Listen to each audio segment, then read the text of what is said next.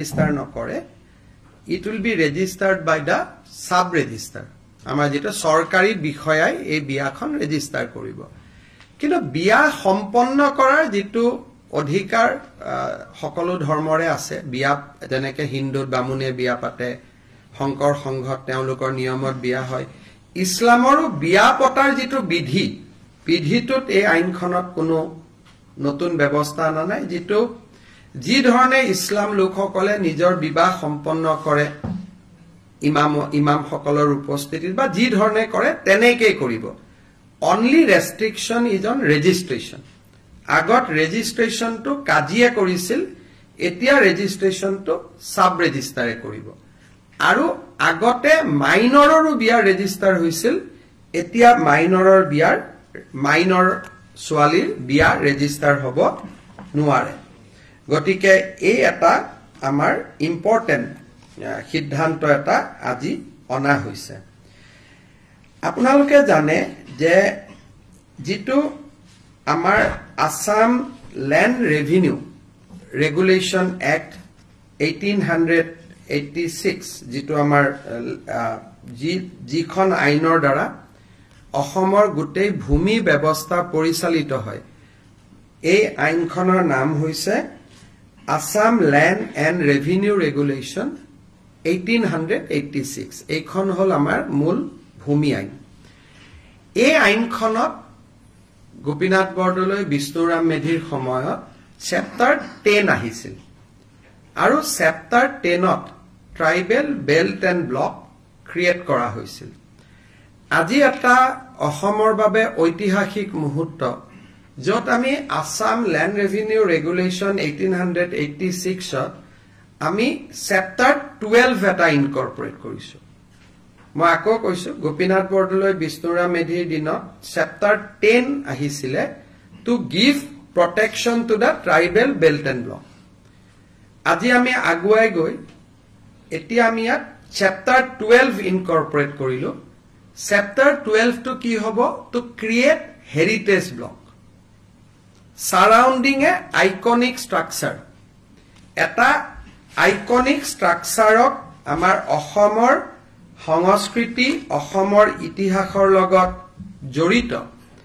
যি আমাৰ সাংস্কৃতিক ঐতিহ্য আছে,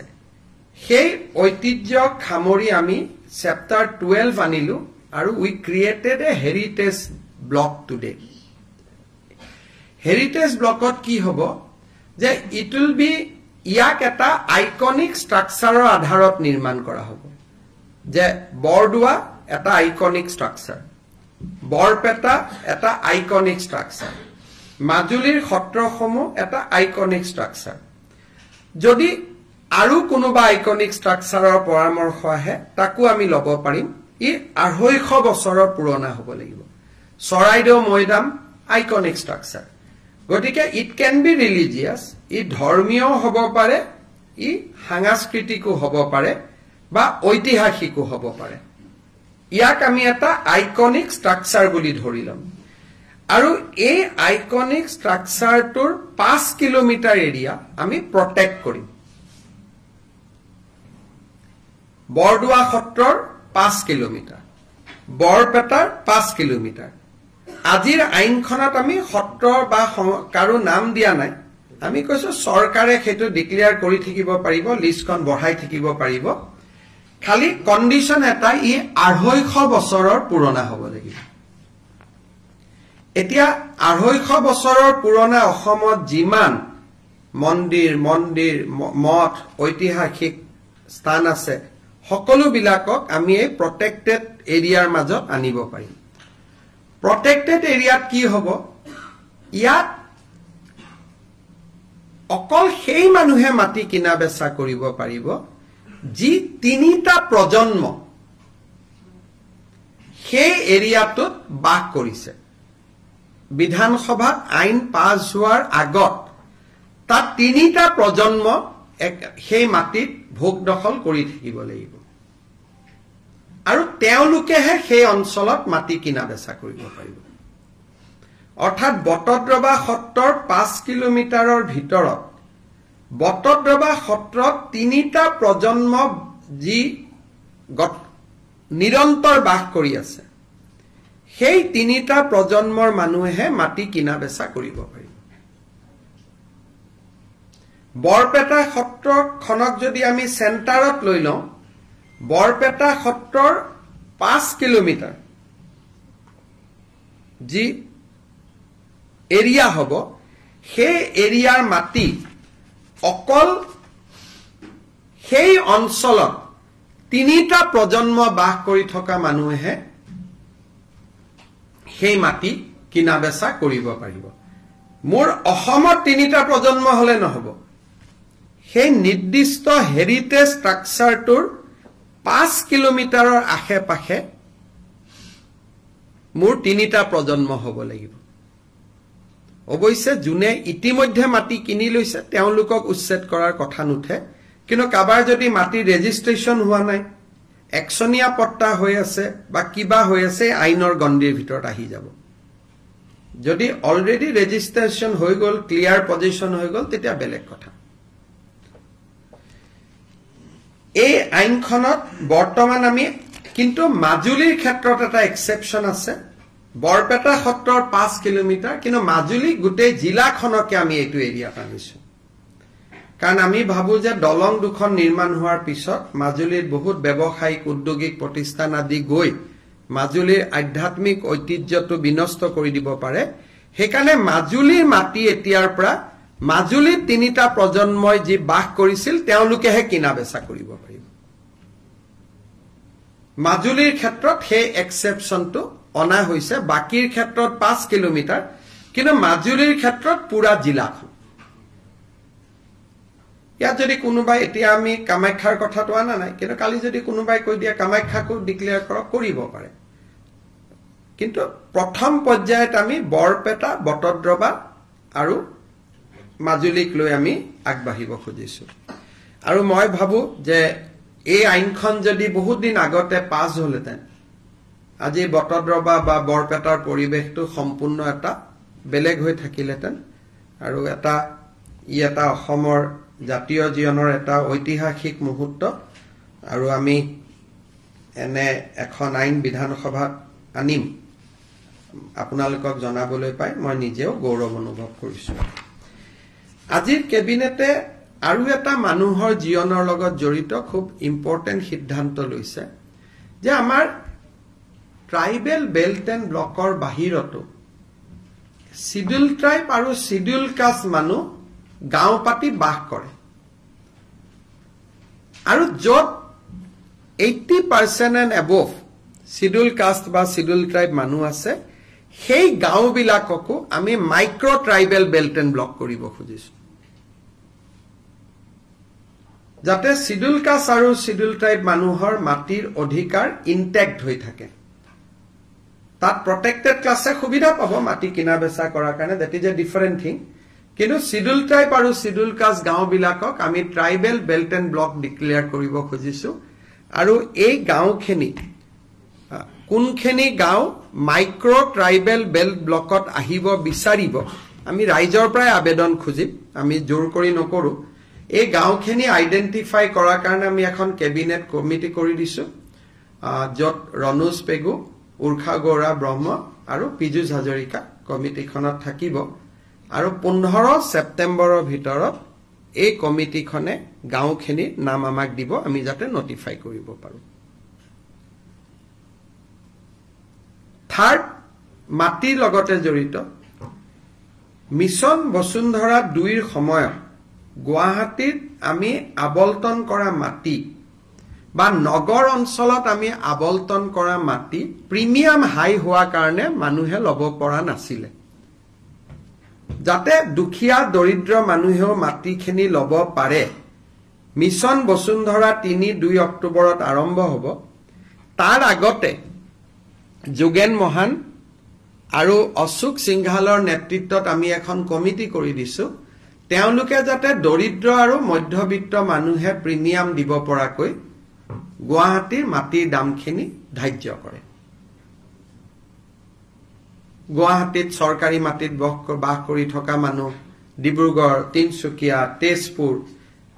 গাঁৱত আমাৰ 1000 টকা ফিক্সড আছিল কিন্তু টাউনত প্ৰিমিয়ামটো মাৰ্কেট ভ্যালুত আমি লব খোজা কাৰণে বহুত মানুহে মাটিটো লব পৰা নাই সেইকাৰণে দৰিদ্ৰ আৰু মধ্যবিত্ত মানুহে লব পৰাকৈ আমি মাটিৰ প্ৰিমিয়াম ৰেটটো আমি ধাৰ্য কৰিব খুজিছো আৰু তাৰ কাৰণে মন্ত্ৰী অশোক সিংহাল আৰু আমাৰ মন্ত্ৰী যোগেন মহানক দায়িত্ব দিয়া হৈছে আজিৰ কেবিনেটত আমাৰ জীৱিকা সখী বাইদেউসকল আছে কিছু জীৱিকা সখী 5242 গৰাকী বাইদেৱে স্কুটি পোৱা নাছিল তেওঁলোকক আমি একোখনকৈ স্কুটি দিবৰ বাবে সিদ্ধান্ত গ্ৰহণ কৰিছো কিছু ট্ৰান্সপোৰ্ট ট্যাক্সত আমাৰ হাল খলনি আছে বিশেষকৈ ই ৰিক্সা আদি সহায় কৰাৰ কাৰণে এই সম্পৰ্কৰো বিল এখন কেবিনেটত আহিব আজি কেবিনেটত লোৱা এটা ডাঙৰ সিদ্ধান্ত হল অৰুণোদয় আঁচনিৰ সম্প্ৰসাৰণ আজি ডেটত 27 লাখ ব্যক্তিয়ে অৰুণোদয় আঁচনিৰ সুবিধা লাভ কৰি আহিছে এতিয়া আমি প্ৰতি সমষ্টিতে আৰু 10,000 কৈ অৰুণোদয় আঁচনিৰ আমি হিতাধিকাৰী দিব খুজিছো যি ধৰণে আমি লোকসভা নিৰ্বাচনত আপোনালোকে জানে যে আমি সমীক্ষা পত্ৰ বিতৰণ কৰিছিলো সমীক্ষা পত্ৰবিলাক উভতি আহিলে তাতে আমি দেখা পালো যে 10-12 লাখ মানুহৰ হাতত অৰুণোদয় নাই সেইকাৰণে আমি অৰুণোদয় আঁচনিখনত নতুনকৈ 12,60,000 নতুন হিতাধিকাৰীক আমি অন্তৰ্ভুক্ত কৰিবলৈ সিদ্ধান্ত লৈছো ই অৰুণোদয় 3 নামেৰে জনাজাত হ'ব অৰুণোদয় 2ৰ বেনিফিচিয়াৰী সকলেও 3ৰ বাবে নতুনকৈ আবেদন কৰিব লাগিব আৰু 3ত নতুনকৈ আবেদনকাৰী অন্তৰ্ভুক্ত হ'ব এই অৰুণোদয় 3ৰ প্ৰক্ৰিয়াটো 15 সেপ্টেম্বৰৰ পৰা আৰম্ভ হ'ব আৰু আমি 1 ফেব্ৰুৱাৰী নতুন হিতাধিকাৰী সকলক আমি অৰুণোদয় আঁচনি দিয়া আৰম্ভ কৰিম তেতিয়ালৈকে পুৰণা অৰুণোদয় হিতাধিকাৰী সকলে নিৰন্তৰভাৱে অৰুণোদয় পাই থাকিব কিন্তু যেতিয়া 1 ফেব্ৰুৱাৰীত আমি নতুন অৰুণোদয় দিব যাম পুৰণা বেনিফিচিয়াৰী দুই এজন হয়তো তেওঁলোকৰ কোনোবা ঘৰত চাকৰি পালে কোনোবা ঘৰত গাড়ী কিনিলে বিভিন্ন কাৰণত তেওঁলোকে নাপাব কিন্তু এইবাৰ অৰুণোদয় এটা আমাৰ কন্ডিশন হল যে ৰেশন কাৰ্ড থাকা মানুহে অৰুণোদয় পাব ৰেশন কাৰ্ড নাথাকিলে অৰুণোদয় নাপায় ৰেশন কাৰ্ড থাকিলে অৰুণোদয়টো কিয় পাব ৰেশন কাৰ্ডবোৰ আধাৰ লিংক গতিকে অটোমেটিক অৰুণোদয়টো তেতিয়া আধাৰ লিংক হৈ যাব নহলে মই যোৱাবাৰ আপোনালোকক কৈছো যে বহুত সময়ত কিছু অৰুণোদয় বেনিফিচিয়াৰী কিছুমান মানুহৰ নাম সোমাইছে যাক বিচাৰি পাব দিগদাৰি হয় পিছত কেবিনেটত বহুত দিনৰ পৰা আপোনালোকে জানে মই আচৰিত হৈ আছিলো মাজে মাজে চিন্তিত হৈ আছিলো আমাৰ লুৰিণজ্যোতি গগৈ আৰু জগদীশ ভূঞাই মাজে মাজে পেপাৰ আৰু টিভিত কৈ থাকে যে আমি শংকৰদেৱ বঁটাটো দিয়া নাই আপোনালোকে শুনি থাকে তেতিয়া আমি সুধিছিলো যে কিয় শংকৰদেৱ বঁটা দিয়া নাই দিয়াটোতো আমাৰ কোনো আপত্তি নাই তেতিয়া আমি গম পালো যে 2008 চনত কংগ্ৰেছ চৰকাৰে এটা সিদ্ধান্ত ললে যে শংকৰদেৱ বঁটা বছৰে বছৰে দিয়া নহব 3 বছৰতহে এবাৰ দিয়া হ'ব ইমান দিন আমি এনে গালি খাই আছিলো অথচ তেওঁলোকৰে কংগ্ৰেছ সহযোগী জগদীশ ভূঞা লুৰিণজ্যোতি গগৈ আমাক গালি পাৰি থাকে যে 3 বছৰ শংকৰদেৱ বঁটা দিয়া নাই 3 বছৰ শংকৰদেৱ বঁটা দিয়া নাই আসলতে 2008 চনত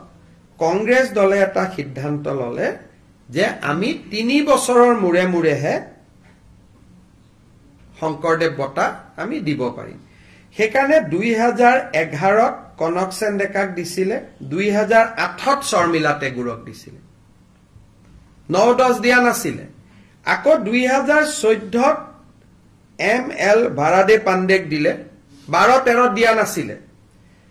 সৰ্বানন্দ সোণোৱালৰ চৰকাৰেও তেনেকে 17 আৰু 20ত দিলে বশিষ্ঠদেৱ শৰ্মা আৰু ভৱপ্ৰসাদ চলিহা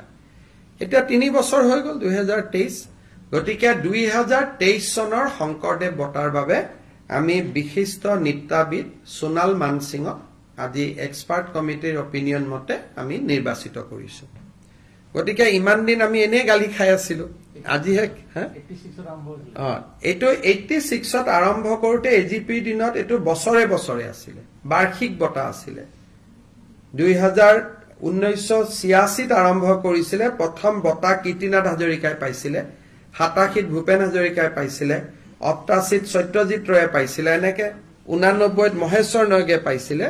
কিন্তু 2008ত কংগ্ৰেছ চৰকাৰে যি কাৰণে নহক কিয় সোণাল মানসিং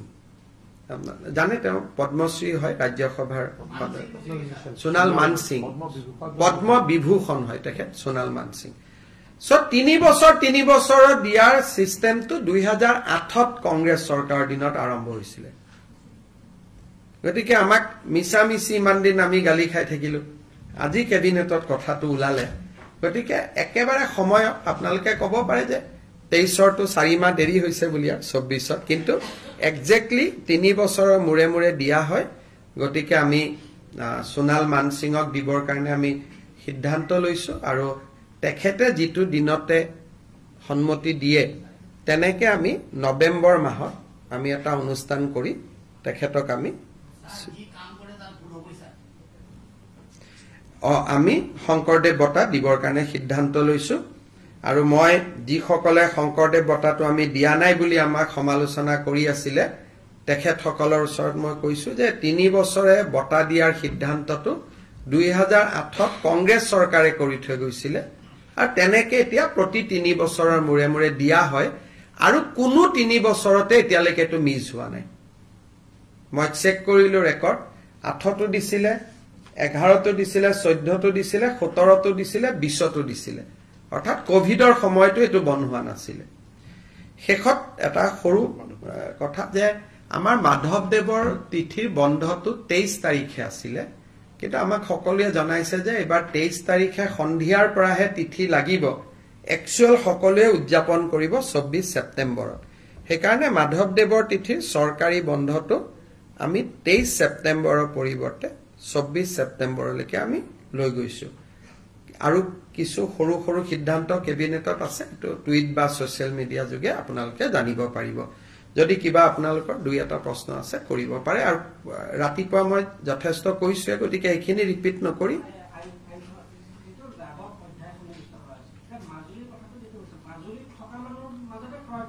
মাজুলীত থকা মানুহৰ মাজত ক্ৰয় বিক্ৰয় হ'ব আৰু আজি থাকিলে নহব তিনিটা প্ৰজন্মৰ পৰা থাকিব লাগিব বৰপেটাৰ ক্ষেত্ৰটো তিনিটা প্ৰজন্ম কিন্তু বৰপেটাত ৰেডিয়াসটো হল 5 কিলোমিটাৰ বৰপেটা সত্ৰৰ পৰা 5 কিলোমিটাৰ কিন্তু মাজুলী যেহেতু বহুত সত্ৰ হিচৰিত হৈ আছে হেকাৰণে আমি গুটেই মাজুলীখনক প্ৰটেক্টেড এৰিয়া কৰিছো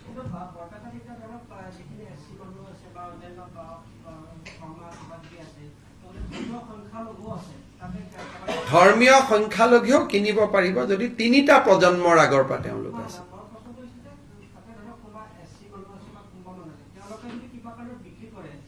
তেওঁলোকৰ মানুহে কিনিব লাগিব বিক্ৰী কৰিব নোৱাৰিব এতিয়া তিনিটা প্ৰজন্ম থাকা মানুহকে বিক্ৰী কৰিব লাগিব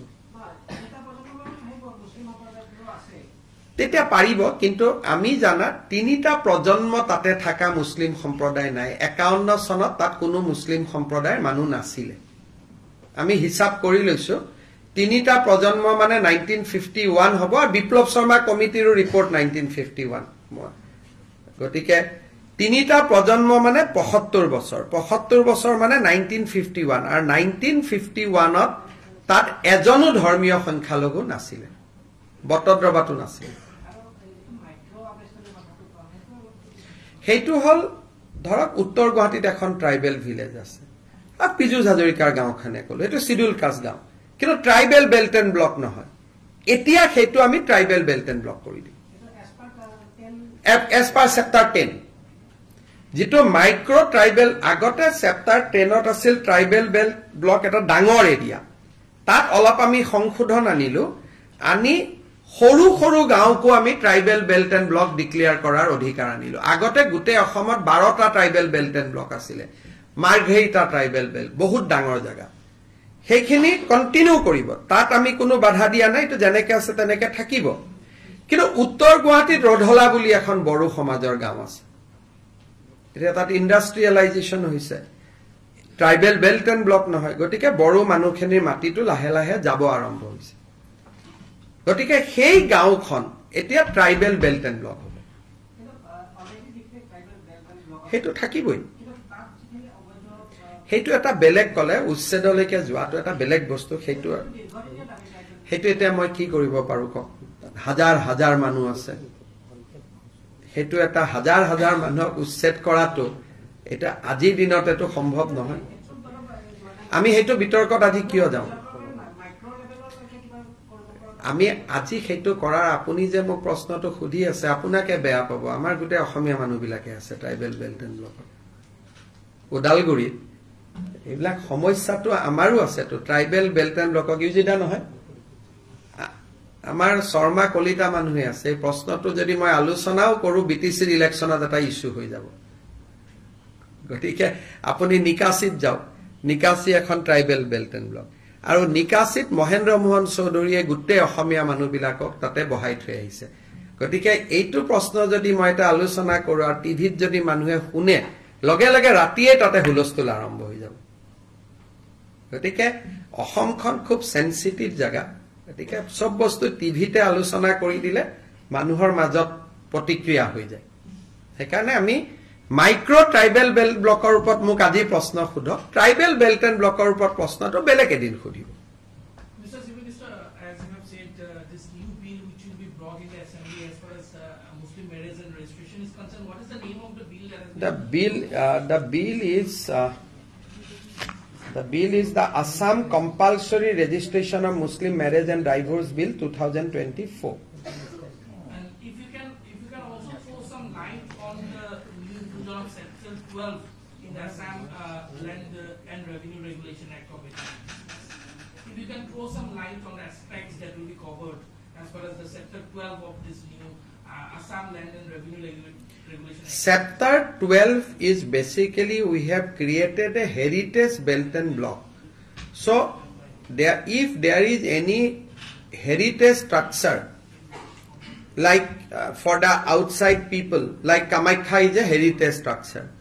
like the Namghar established by Srimanta Madhav Ded in Borpeta is a heritage structure. If that structure is 250 years old, then 5 kilometers of that structure will be declared as a protected area. And in protected area, the land purchase and sale can happen only within the family who has lived in that protected area for 3 generations. So it will go back to 1951 basically. Sir, this Assam Compulsory Registration of Divorce Bill, can you just give us a small brief on Hindi for our? देखिए हमारे जो मुस्लिम विवाह होते थे उनको काजी register करते थे आज से ये सरकार में रजिस्टर होगा और उस बिल में पहले प्रावधान था कि माइनर का मैरिज भी रजिस्टर हो सकता है आज से माइनर का शादी रजिस्ट्रेशन नहीं होगा तो बेसिकली यही 2 प्रोविजन है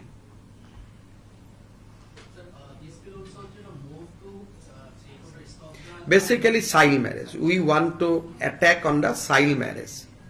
So if any company or industry want to install in Madhuri? no if they want to do something government can always acquire land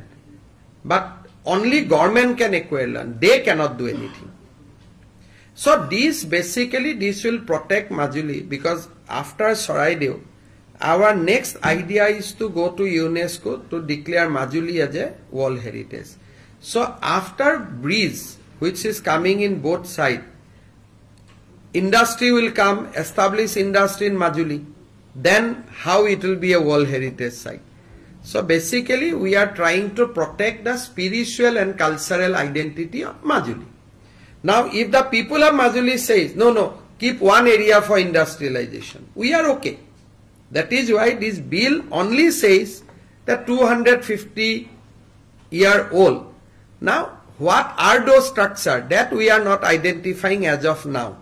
That we'll do in a due course of time. But we identified initially Borpeta, Bordua and Majuli. But list can go bigger. List can be bigger also. So Soraideo Moidam can be included if the local people demands. Tomorrow Ronghor can be included if local people demands. Tomorrow Tolatal Ghar can be included if the local people demands. So, but we are not doing this right now. We are only identifying 3 areas. But this can become bigger and bigger, provided people willingly approach government. Aru micro tribal belt and block to ami kaku jor kori nokoru. Cabinet committee khonok ji gaor manuhe abedon koribo.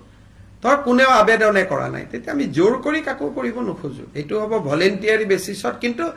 ebar koi diar pisot hetu ঘুরাব নোৱাৰিব Sir,